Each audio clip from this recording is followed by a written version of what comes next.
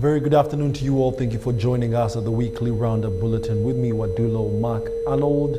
You're watching UBC News, broadcasting live from Nile Avenue. This is the bulletin that takes you round through the stories that made headlines this week. To start off, it was tears and misery as pupils and parents of Newcrest Junior School in Kawempe Division mourned the death of 4 pupils following a fire outbreak that gutted the girls' dormitory. The victims have been identified as Tena Denge, who is 6 years, Bashira Nabawesi, who is 6 years, Julian Nakalanzi, who is also 6 years, all in primary 1, and 7-year-old Hasina Nakawuki, a primary 2 pupil. In Chotara district, in another development, a pupil died after a dormitory at St. John's Primary School caught fire at around 4:30 a.m. Police have confirmed that 4 pupils died and others were injured in a fire that gutted Newcrest Junior at Chibedi Day and Boarding Primary School in Kawempe Division. It started at around 3:30 a.m. in the morning. As police received this information at around 5. The school's neighbors assert that the fire started at around 3 a.m. Saturday morning. It is alleged that the fire claimed lives of 4 pupils, who include Tena Denge, 6 years, Bashira Nabawesi of 6 years, Julian Nakalanz, aged 6, all in primary 1, and 7-year-old Hasina Nakauchi, a primary 2 pupil. Sawa zabadde 8:05 mpulira abantu baleekaana nsukka ne ngamba oba babbi ndowooza oba babbi ageze uli nga kerere esusse. Parents hurriedly reached the school but were short of words as they were denied access to the burning dormitory.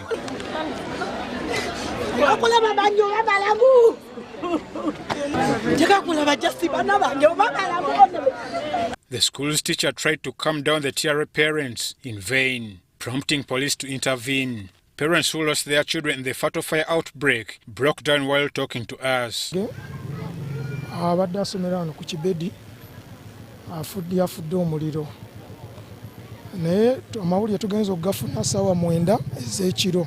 However, those whose children survived the fire also told us how they got the sad news. Zadde ssaawa nga 11:30 waliwo akwafe eyankubidde babadde mu kusaala nankula nambuuza omwana tutte ku ssomero.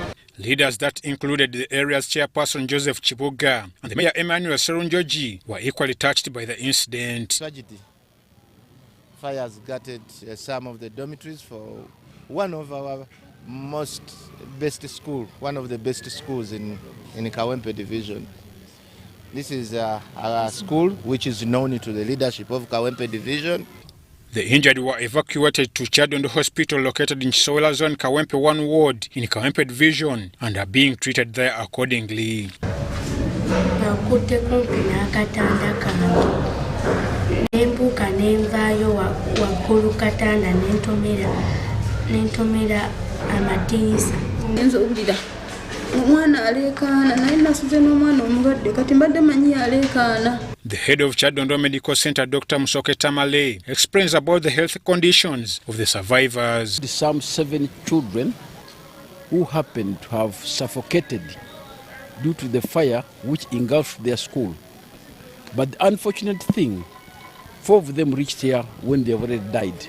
2 of them are in very good condition, but 1 of them is still stable but unconscious. The deputy police spokesperson Kampala Metropolitan Luko Owesejire confirmed the incident and said investigations into the cause of the fire outbreak at Newcrest Junior in Kampala Division, Kampala, has begun. But upon reaching the school, we realized that the fire had been extinguished. We started a fact-finding mission and we got some details. Also, a pupil identified as Savio Kasoza at St. John's Primary School died in the fire that swept through the school dormitory in Chotera in the wee hours of Saturday morning. The Chotera District Police Commander Hassan Hewumbira says they are yet to establish the cause of the fire at St. John's School. District authorities agreed to close the school until further notice. The 2 incidents have happened 5 days after schools reopened, after 2 years of closure following the outbreak of COVID-19. I'm Ivan Juko for UBC News. May the children's soul rest in eternal peace. Moving on, a national door-to-door polio vaccination program that started Friday is expected to end this weekend. A bigger number of parents embraced the exercise, with them most of freely allowing their children to be vaccinated, though some parents refused their children from being vaccinated. Now, the UBC News crew caught up with some of the health workers that were rolling out this exercise, and this was the report. Moses Mugarula is the village health team leader in Mboya Parish, Nakawa division in Kampala City. Hello. By 10 o'clock this Friday, Moses Mugarula was leading a team of health workers for a door-to-door vaccination exercise in the 3 villages of Mboya Parish near Kampala.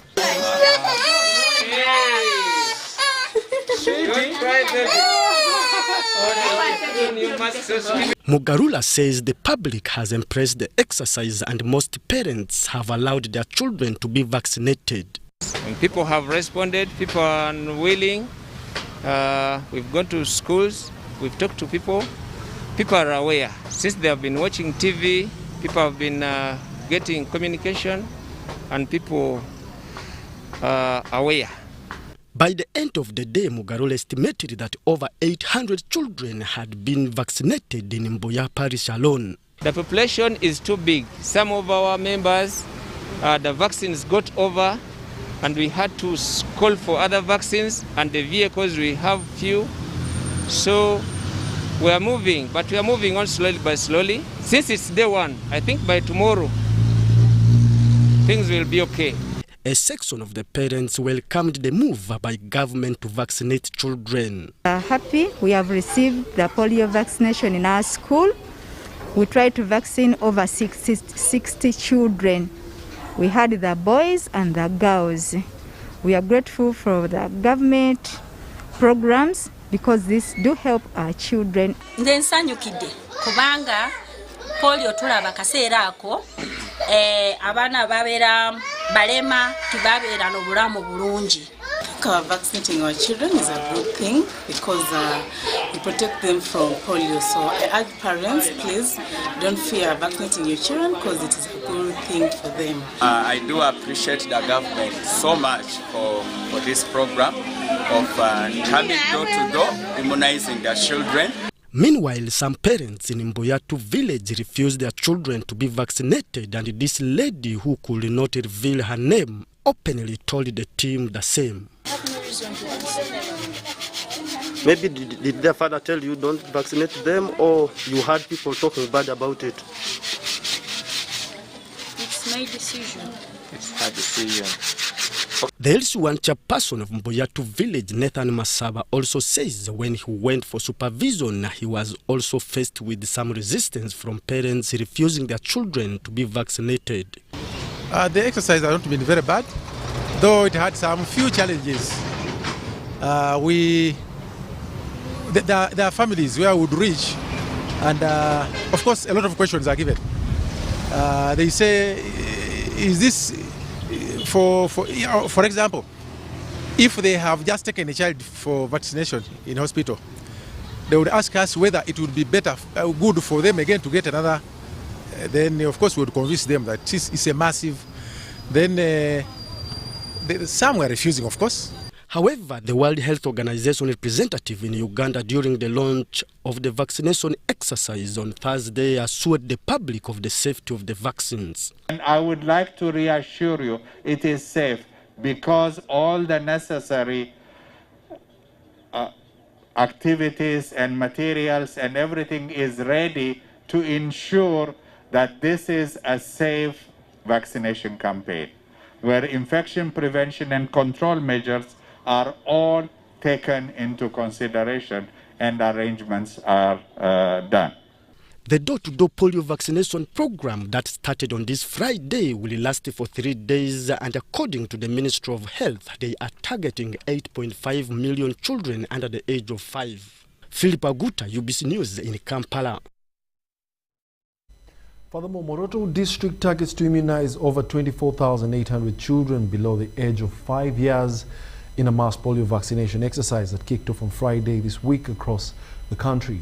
Now, Moroto District RDC James Shilaku confirmed this at the launch of the campaign held at Child Jesus Primary School, Moroto Municipality.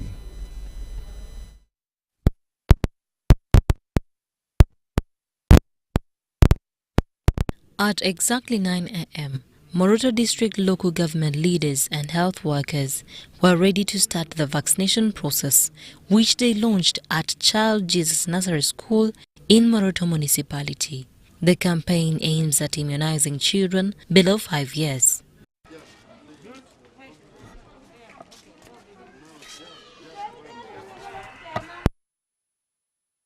From here, a door-to-door vaccination campaign led by Dr. Hans Lokale was conducted in Tapak, Nadunget sub-counties in Moroto District, among others. In some areas like Tapak sub-county, the team had to walk over 10 kilometers in under the scorching sun to reach different homes.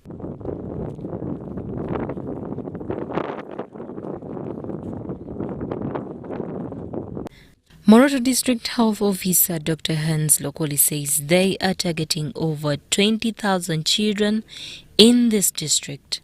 We are looking at the target of the children we have in Moroto, the 24,800 children, and we hope we can hit 100%. Moroto District leaders urged parents to allow health workers immunize their children against polio. Polio, those who are at home, the health workers are moving from house to house or door to door vaccinating. Those at school, the health workers are doing it from the school where the children are. So all the parents don't fear. This vaccine is proven. It is good and healthy for our children to strengthen and improve on their body immunity. Strongly support this exercise. With my team of Moroto people, Moroto management, Moroto leadership, we do support this vaccination program of polio. Moroto District RDC James Shiraku warned parents who are against government program to kick polio out of Uganda. So go around the campaigning the vaccine that you are against the government policy, and if you are got doing that, you will be dealt with accordingly within the law. This is a government program for the good of our children. The 3rd Division Commander Brigadier General Joseph Balikudembe said it's a collective effort for all leaders in Karamoja to see that government programs are fully implemented. In Karamoja we work as a team and we make sure that all government programs are implemented so that Karamoja is on the same level with any other part of the country.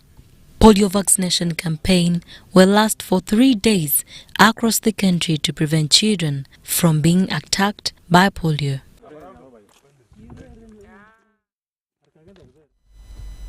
Ugandans have started embracing the Ministry of Health's call for a COVID-19 booster dose.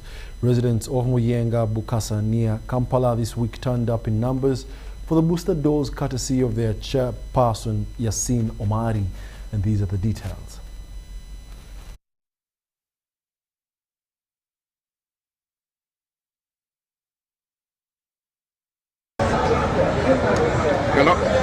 Ministry of Health recently launched a booster dose initiative aimed at strengthening a person's immune system against COVID-19. This booster dose is meant to benefit health workers, teachers, security operatives amongst others, and all Ugandans within the age bracket of 50 years and above.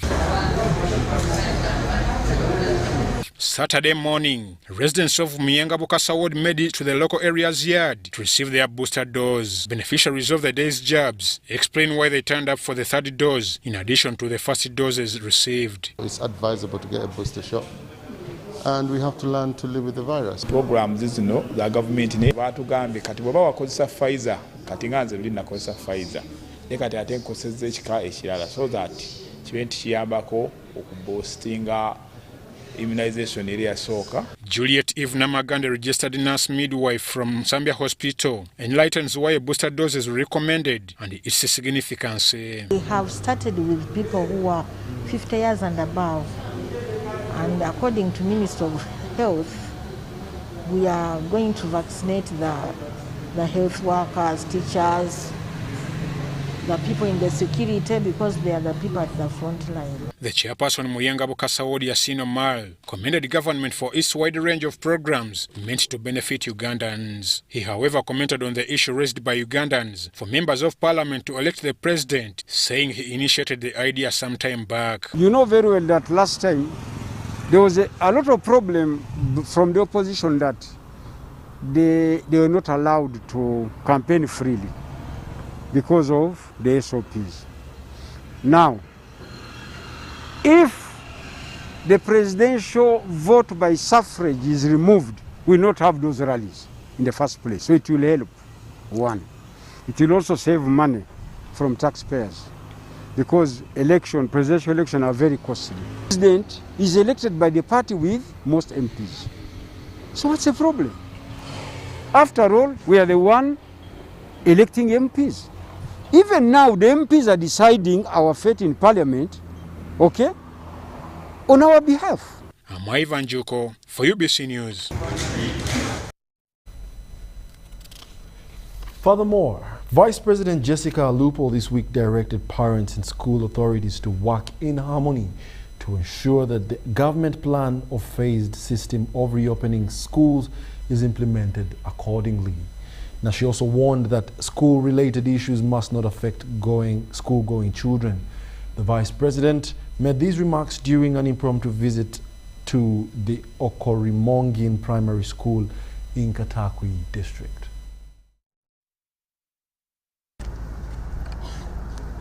Last Monday, as schools reopened for the learners, Okorimongin Primary School in Katakwi District was blessed to host Vice President Major Retired Jessica Alupo, who randomly chose to visit the school to the excitement of the pupils and the teachers.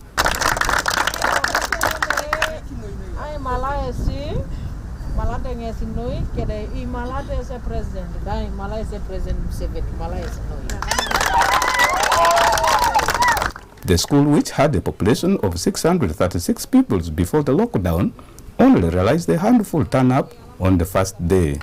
The pupils warmly welcomed the Vice President and freely interacted with her as they keenly observed and admired her as well.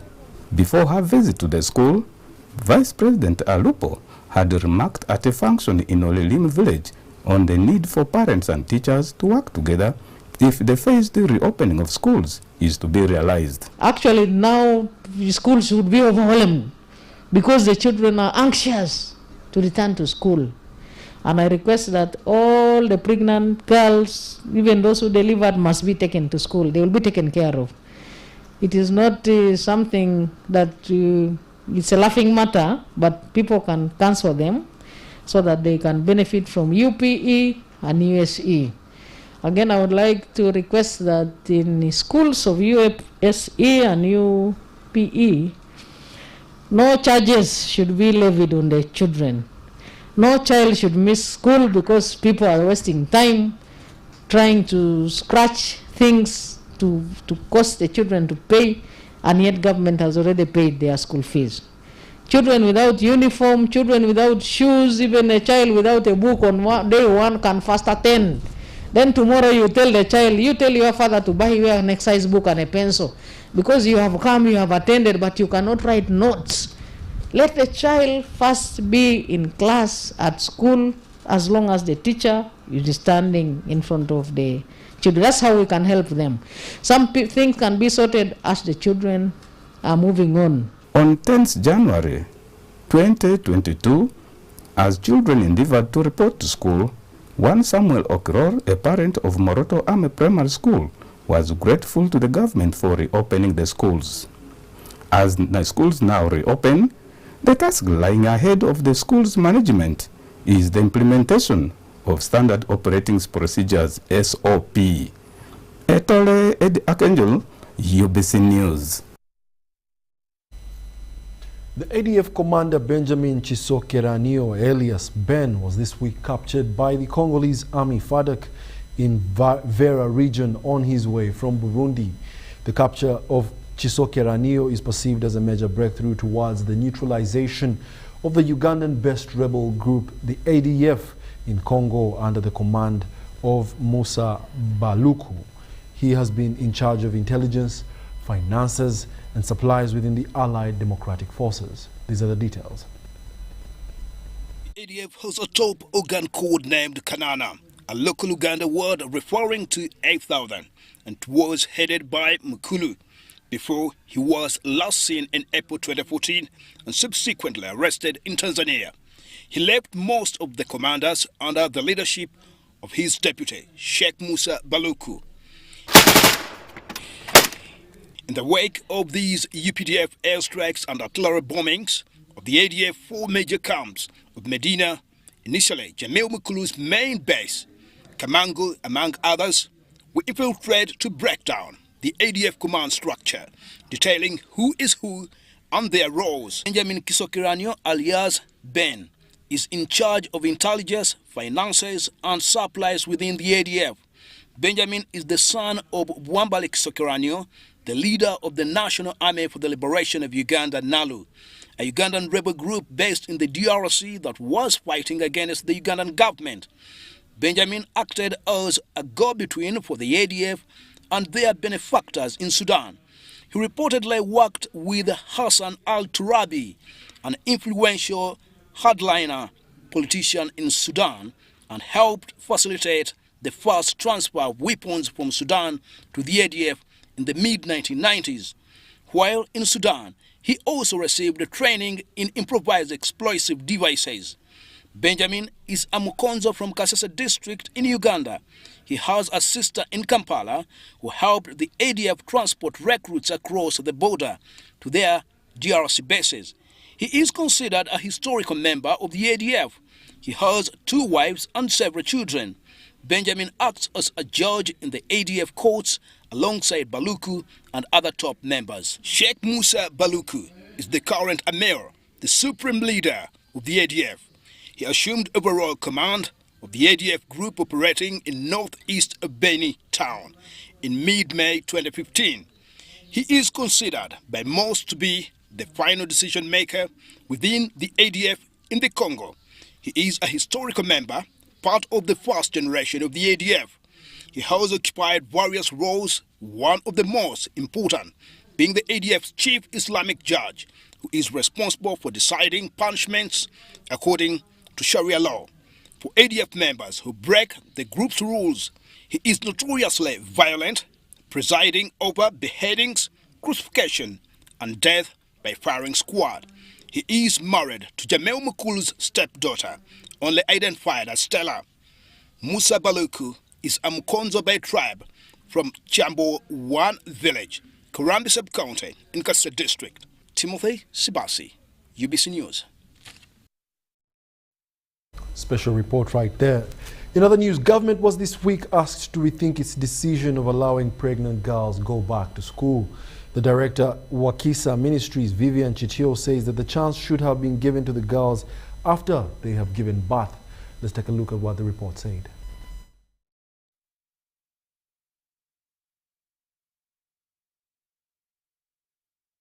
The government should give us a chance to first give birth, then go back to school. Because really somebody being in school when the person is pregnant, that's very awkward. Scared of labor pain, yeah. So it can catch me during class time. So all the problems are there. These are voices of pregnant girls between the age of 13 to 19 sharing their views about the government decision to allow them go back to school in this delicate condition. Most of these were impregnated during the COVID-19 lockdown, with the biggest percentage sexually assaulted by their own relatives, especially fathers, because schools were under lockdown.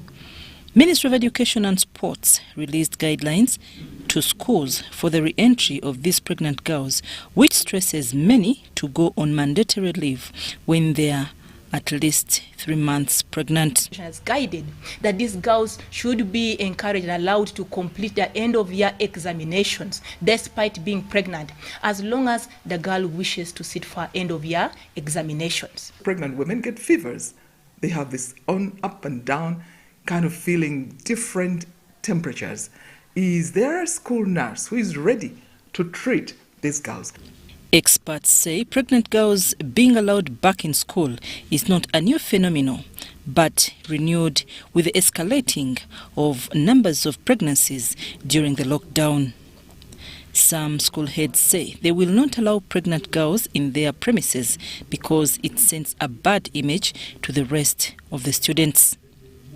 Dr. Dina Amongin, the lecturer at Makerere University, holds a different view on the alleged stigma, emphasizing the need to make a decision and cope up with the situation. We cannot allow students who are pregnant to study with those who are not pregnant. I will request that let them deliver first, and then afterwards they will come back and study. That chance will be given to them. The issue of saying they will be stigmatized in the school, I want us to remember that these girls come from the same community. The same people she's with in the school are mainly the same people with she is in the community. And by the time a girl decides she wants to continue with her education, she has thought through this. The founder of Wakisa Ministries, an organization that looks after pregnant girls, Vivian Chitio, says the social stigma, which involves teasing, bullying, and the girls feeling different from the rest of the students, will not allow them concentrate. This is a pregnant girl. If there is an unkind group of girls or boys, they would find a good reason to follow you up and bully you until you are ready to commit suicide. Let me tell you, the suicide levels would go up, the rates would go up, because these girls would go home feeling so bad. Dr. Dina and Vivian both agree that the girls are victims of sexual abuse, with one emphasizing that they should not be hit more by denying them education, while the others say they should not push them to school in that condition. Let's support them in re-entry. No school should be shutting their gate to any girl because she's pregnant or she has given birth. No, no, no, no. No. We cannot be participants in crushing these girls further. Now asking them to go when they are like that, you're asking them to go to hell, I think. It's hard. It's not a real, we are high above there, but we've got to come down to the ground, talk to these girls. These girls are abused by men because they lack the basic necessities which their parents fail to provide and fall victims of defilement. The sanitary pads, the underwear, the petticoats, all those basics, they are lacking those basics, and that is why they end up with sexual partners and they unfortunately end up with a pregnancy. So it was not their doing in the first place. It is not about bad behavior from the girls. Having these girls back in school will help prevent more pregnancies and support human development in the country. I'm Nafka Farida and Stephen Kalisia in Kampala. Nabagereka Development Foundation is yet to recover its contested land in Wakiso district. The land situated in Buswa village in Kajansi Town Council is currently accommodating hundreds of squatters whose fate is yet to be known.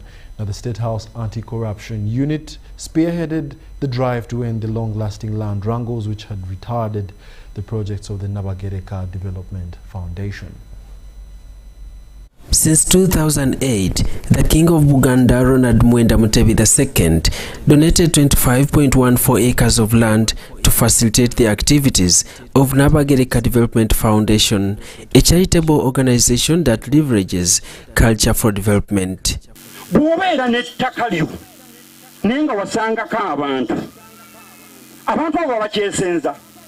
The Buganda Kingdom Attached Foundation later acquired land titles of the given acreage in Buswa Village, Kajansi Town Council, Wakiso District, with plans to continue with its developments only to be buried by the sitting tenants.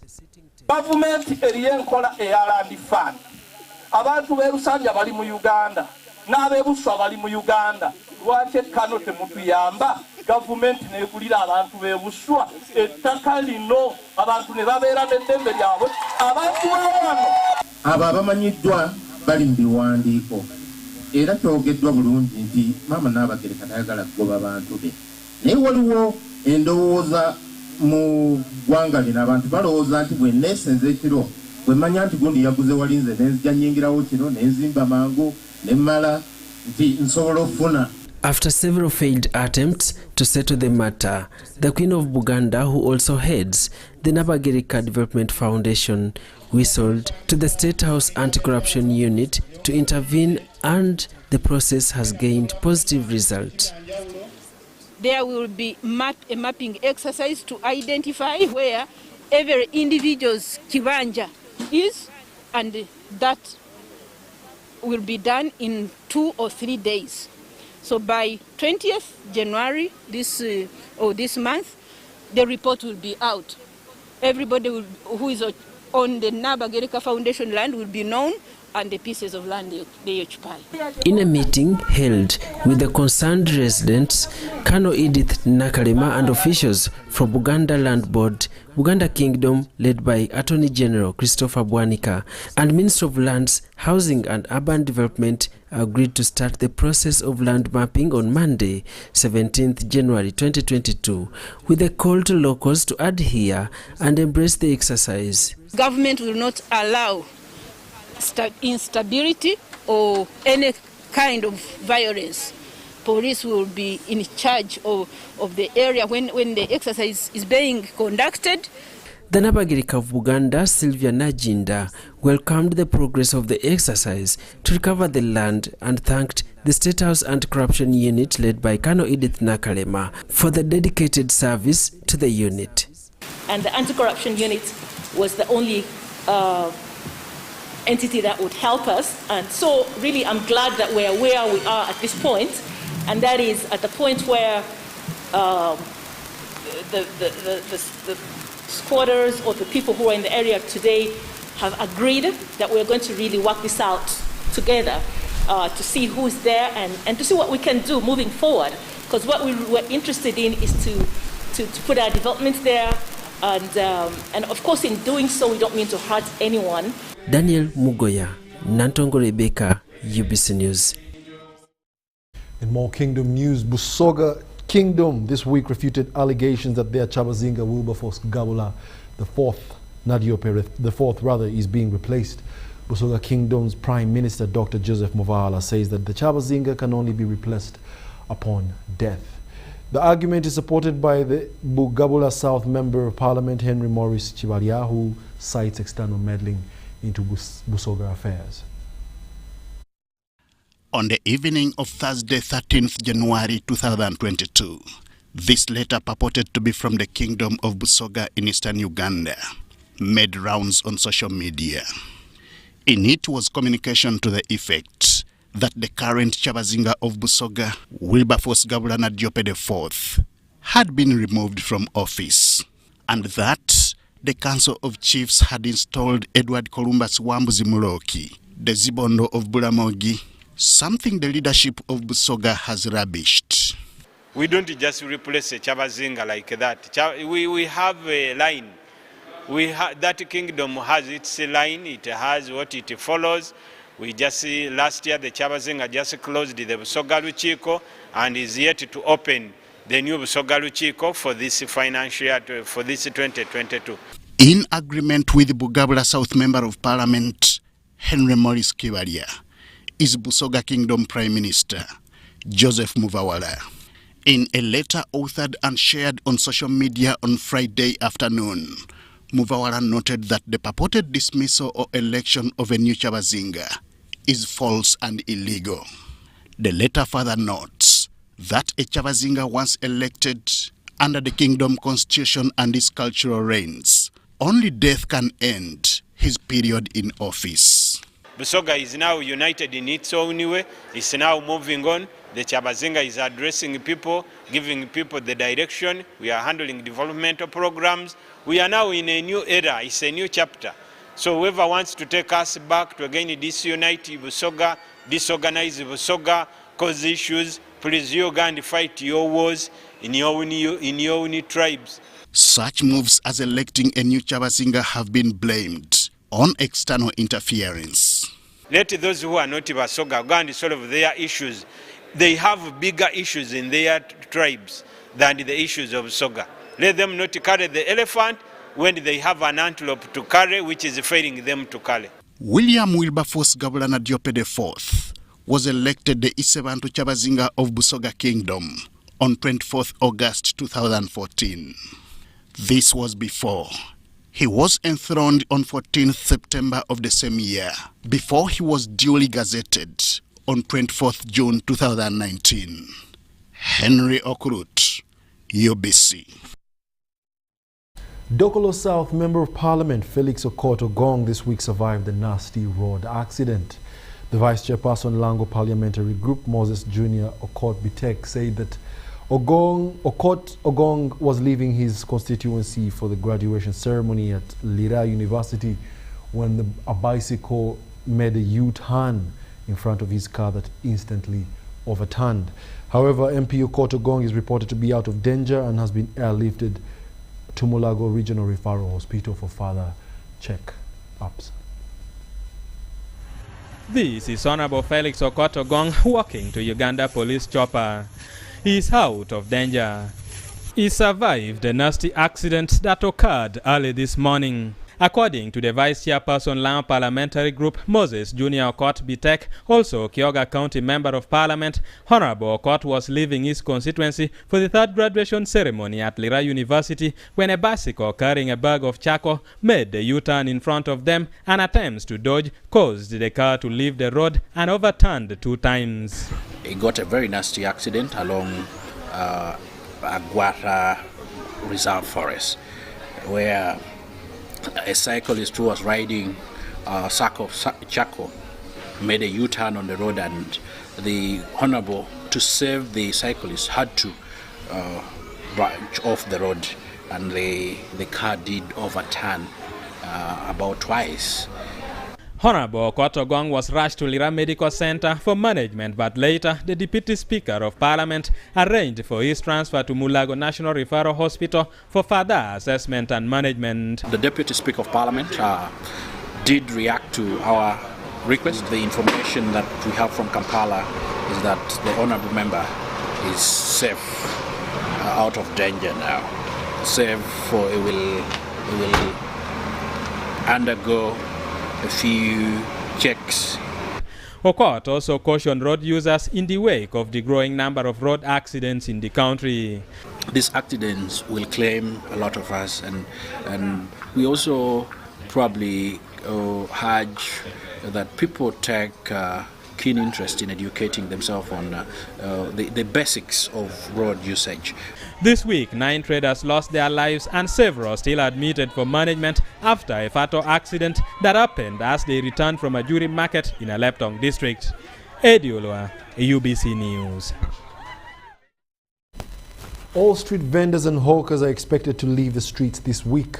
The directive was issued by the Kampala Resident City Commissioner at the Uganda Media Center in Kampala. Hussein says that the increasing street vendors and hawkers are fueled by political showbiz masters in Kampala to maintain their leadership positions. Let's take a look at those details. The relocation of vendors and hawkers to different markets has been politicized by political showbiz masters. This follows a directive by the Resident City Commissioner 2 days ago directing vendors and hawkers to vacate the streets. What have they done to change the lives of the Kampala people? Apart from shouting, Mubareke, Mubareke, they enjoy those people to remain poor and to remain on the streets so that they use them to get the votes. But they are not ready to help them to get out of poverty. Because once they are financially liberated, they know they will not have people who will shout for them, who will shout their names. How many? You ask the politicians, the biggest politicians in Kampala. Some of them are in the 3rd term. Some have been MPs for 3 terms. Some have been mayors for 3 terms. Some have been, you get what I mean? What programs have they put in place to help these young people get jobs? The ghetto youth, the delinquent youth, the street vendors. But you see all those politicians, government has paid their vehicles. Their vehicles are having AC. You get what I mean? They even have security, counter-terrorism, protecting them.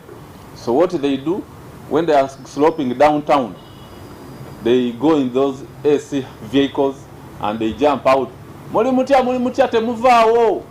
You get what I mean? Temuvao, but he goes back. Hussein says government has invested in building markets, and to his dismay, vendors have refused to use the advantage of getting stalls. A joint security committee has been instituted to ensure that the city is reorganized. We don't use informal groups. And me, with my team, we are going to be helped by professional security groups, not ad hoc committees, not informal groups that we have no knowledge about their level of training, their level of professionalism, among other things. So if Smart City is doing a good job, that does not qualify it to be part of the formal groups. It's not part of the formal groups. So as the RCC of Kampala, as far as I know, they are not among the teams we are supposed to use. Security agencies in Kampala have given vendors and hawkers a grace period within which to vacate the streets, hence will not be taken by surprise. On his relationship with the mayor of Kampala, Hood says, I disagree with him on some of the issues he proposes when it comes to administering the city. For example, I am in total disagreement with him on the issue of street vending. For him, he's saying that let these people remain poor. They should put their mats on the roads and put their merchandise. Even if a vehicle is coming, they should remain in the road. That is him. And for me, I'm saying no. I'm saying me, who is sober, I cannot accept that. So we have disagreed in principle on certain things, because I don't think anybody serious can support someone sitting in the road and selling. Sudat Kaye, UBC News. We'll now take a short commercial break and be back after these messages. Please stay tuned. Pay school fees conveniently using MTN Momo. Dial *165 *80#. Enter the student code provided by the school. It will show you the student name and the class plus outstanding balance. Enter the amount you want to pay. Enter PIN. You will get a notification confirming payment. It's simple, secure, and convenient. Everywhere you go, MTN.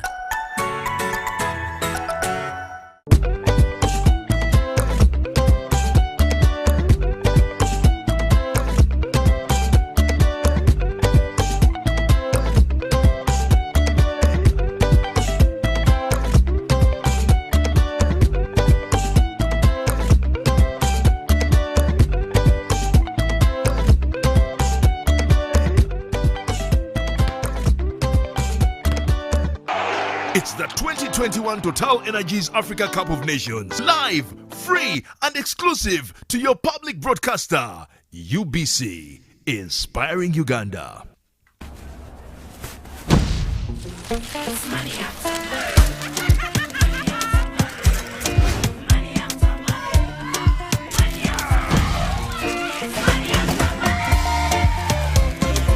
Transact and win money after money with Airtel Money. 1.5 billion shillings in cash prizes up for grabs.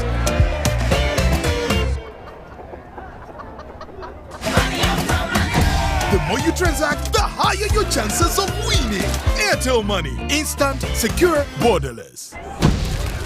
Raising voices. As a teacher, I have the opportunity to shape how children grow and learn.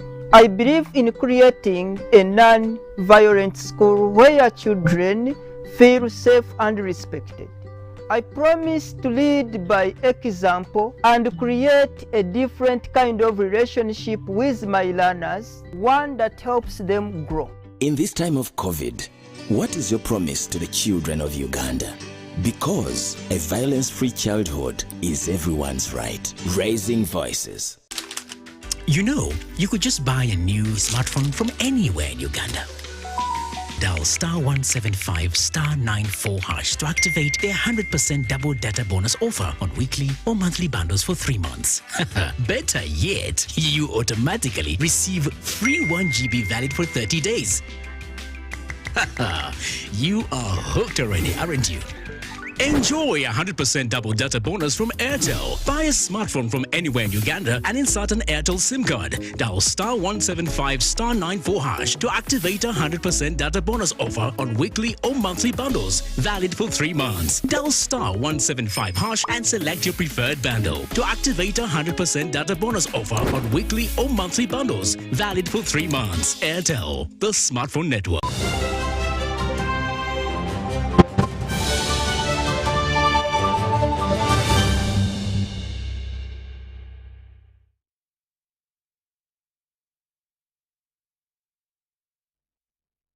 Welcome back. You're still watching the weekly Roundup Bulletin, broadcasting live from Nile Avenue. We now take you to the world of business.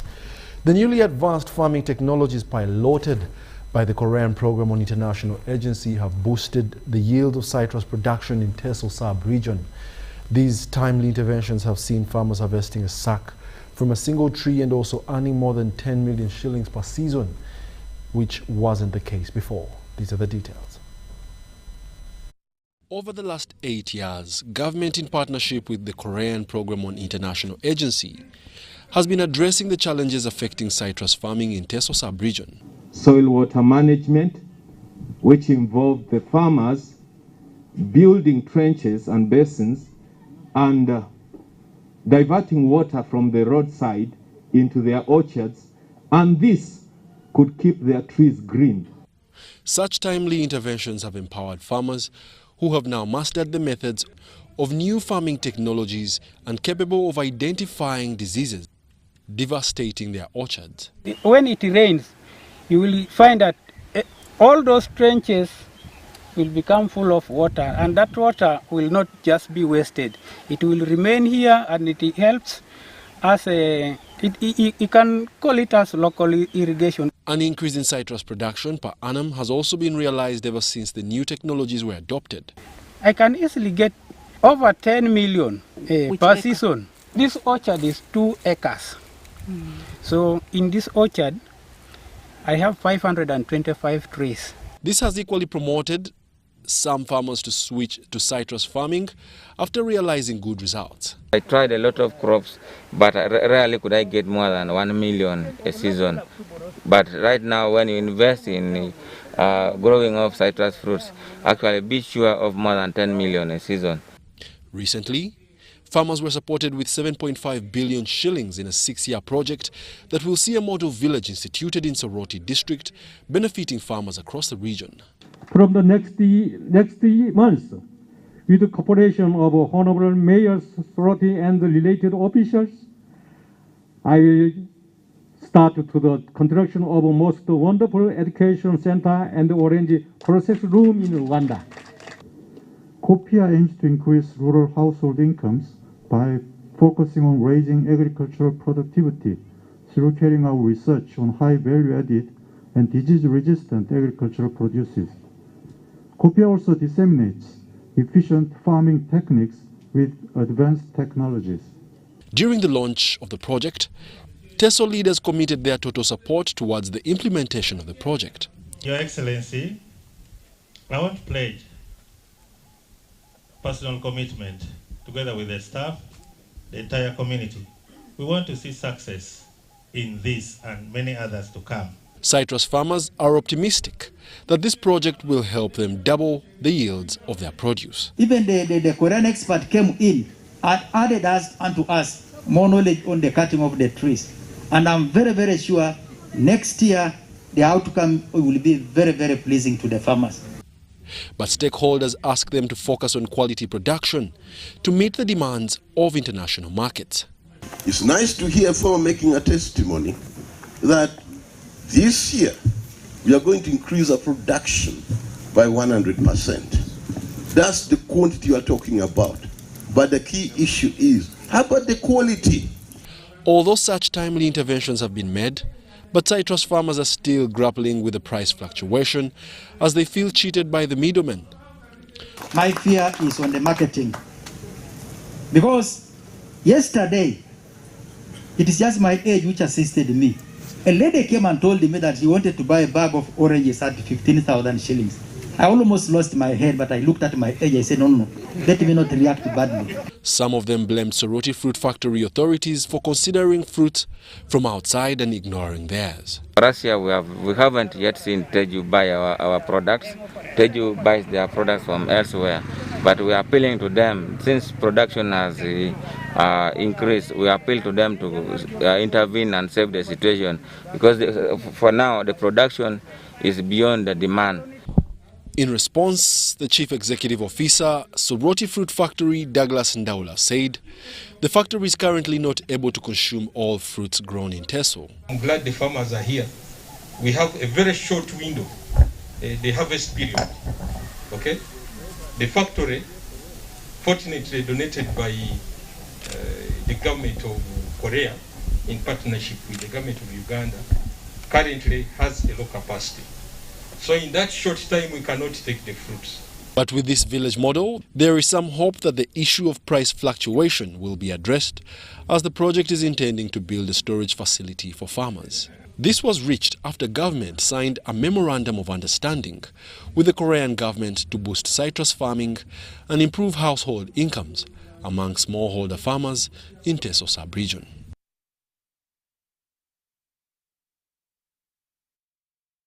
Fuel stations in Hoima City this week hiked fuel prices, paralyzing transport and manufacturing industries.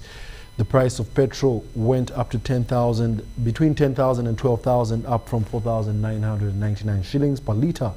While in Kanungu district, the price of petrol was hiked from 4,800 shillings to 5,100 shillings. However, the price of diesel in Hoima and Kanungu remained constant, trading at 3,950 shillings and 4,200 shillings respectively.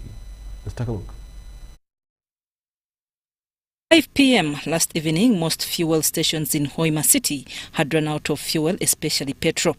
A litre, which was trading at 7,000 shillings as of last evening by 9 p.m., had shot up to 10,000, and by Friday morning, a litre was selling at 12,000 shillings. A big number of fuel stations in the city have run out of fuel, and workers at many fuel pumps are seen idling at many stations. Geoffrey Sande, a taxi driver operating from Hoima Taxi Park, and Ismail Irumba, a private car driver, say the hiked fuel prices have affected them.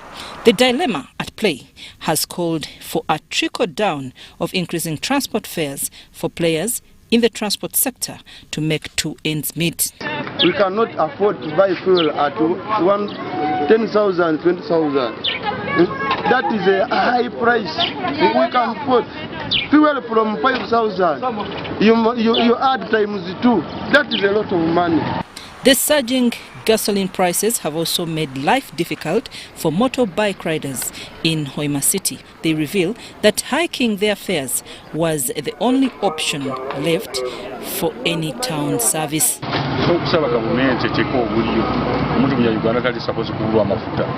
Benon Ahebwa and Joyce Mbabazi say Secretary of Business is also affected. You find that the photocopy, a copy, you charge 100.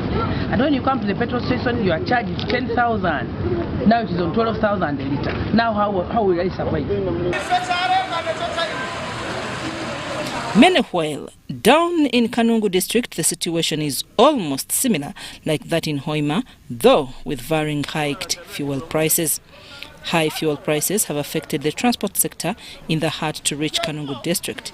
The price of fuel goes for 5,100 shillings, up from 4,800 shillings per litre, while a litre of diesel is trading at 4,500 shillings, up from 4,200 shillings, making it hard for players in the transport sector to make profits.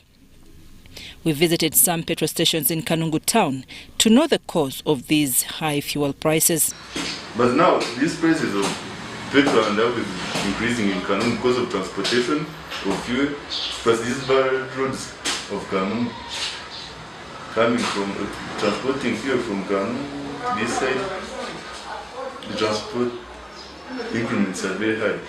But what do fuel customers say here in Kanungu district? Kindly, I could request those parliament, our MPs, our president, to help us about fuel.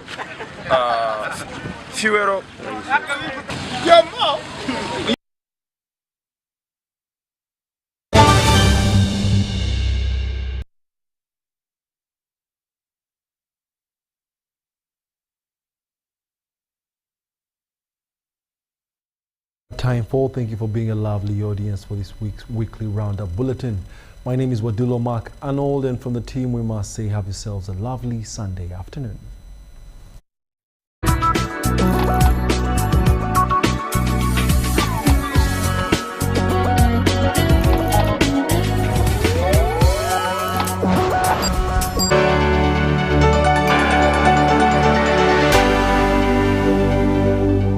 Pay school fees conveniently using MTN.